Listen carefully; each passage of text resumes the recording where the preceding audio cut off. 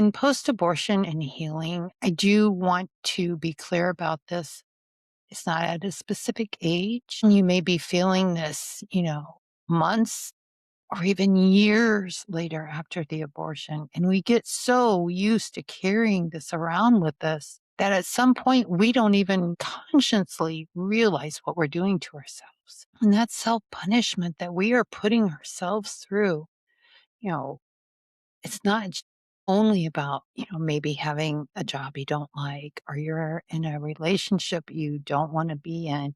Maybe it's a house you don't even like to live in. You want to be someplace else. It's the relationships we have, or it can also be the relationships we don't have and we wish we had. I had slowly pushed people away because I was silent.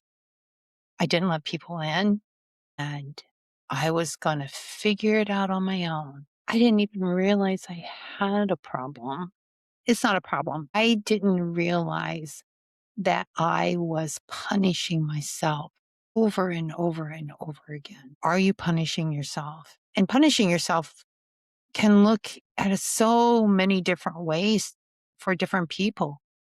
Like I said, it could be, a job you don't like, but you're there and it's like, I don't like it, but I'm going to do it.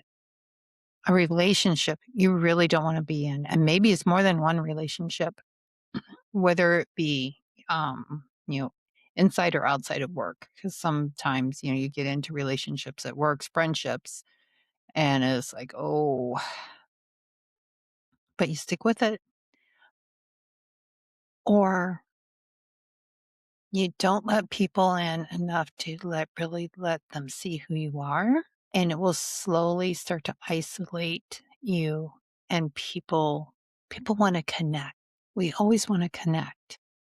But when we start carrying around this abortion secret and punishing ourselves, and sometimes we don't even realize we're doing it. Other people can sense that. And there's some very special people that can see beyond that and they know something's going on and they stick around and they want to connect with you, but you don't let them because we've either forgotten how, because it's been so long, or we're afraid to. Self punishment through food, substance abuse, denying ourselves a life we really want. So I want you to hopefully hear me when I say having a beautiful life, a life you really want, is so possible. And it starts by telling your story.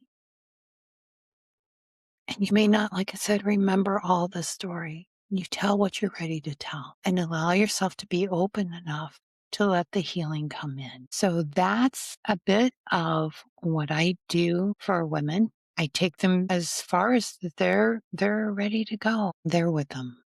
I've walked the walk, I've talked the talk, been through abortion, came through, like I said, years later, I started wondering, is this all there is? I want so much more than the abortion recovery program. And that was pretty much my tipping point. And I had to be there. I went through the whole program. I came out a different person and it opened my eyes